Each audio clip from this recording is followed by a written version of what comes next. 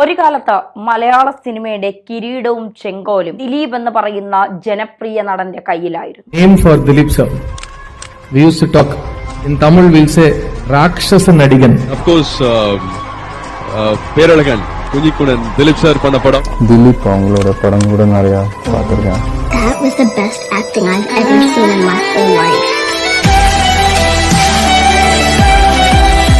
മിടുക്കനായിരുന്നു. പിന്നെ എന്തൊക്കെയോ സംഭവിച്ചു. എന്റെ ജാതകത്തിൽ പറഞ്ഞിട്ടുണ്ടായിരുന്നു 20 വയസ്സ് വരെ എനിക്ക് കഷ്ടപ്പാടും ചീത്ത സമയമാണെന്ന്. പിന്നെ അത് ശീലമായിക്കണം, കുഴപ്പമില്ലെന്ന് ചോദിച്ചാൽ പറഞ്ഞേ. നല്ല രീതിയിൽ മലയാള സിനിമയെ കൊണ്ടുപോയിക്കൊണ്ടിരുന്ന ഒരാളായിരുന്നു ദിലീപ്. അതൊക്കെ അവനൊരു തോൽവിയാവാൻ തുടങ്ങി. ഭൂലോക തോൽവി. ജീവിക്കാൻ കൊതിയിലഞ്ഞിട്ടല്ല, വേറൊരു മാർഗമില്ലഞ്ഞിട്ടാ. ചിലർ അദ്ദേഹത്തെ മലയാള സിനിമയിൽ ഒതുക്കി എന്നുള്ളതാണ്. മനുഷ്യൻ നന്നാവണത് കണ്ടുകൂടാത്ത ഒരു അയലത്തോളന്മാര്. അതായത് ഇപ്പോ പൃഥ്വിരാജ് മലയാള സിനിമയുടെ അംബാസിഡറായി മാറാൻ ശ്രമിക്കുകയാണ്. അവനെ കൊണ്ടൊന്നും പറ്റൂല സാറേ. ഒരു സിനിമയെ എങ്ങനെ തകർക്കാൻ കഴിയും, ഒരു ഇൻഡസ്ട്രി എങ്ങനെ തകർക്കാൻ കഴിയും എന്നാണ് അയാൾ റിസർച്ച് ചെയ്തുകൊണ്ടിരിക്കുന്നത്. കഷ്ടം.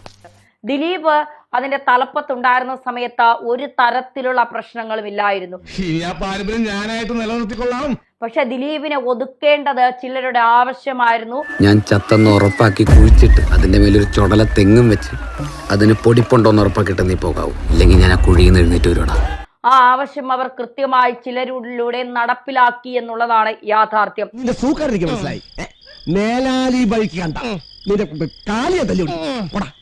ദിലീപ് ഇന്ന് മലയാള സിനിമയിൽ ഉണ്ടായിരുന്നുവെങ്കിൽ ഇത്തരം ജിഹാദിവൽക്കരണങ്ങൾ മലയാള സിനിമയിൽ നടക്കില്ല.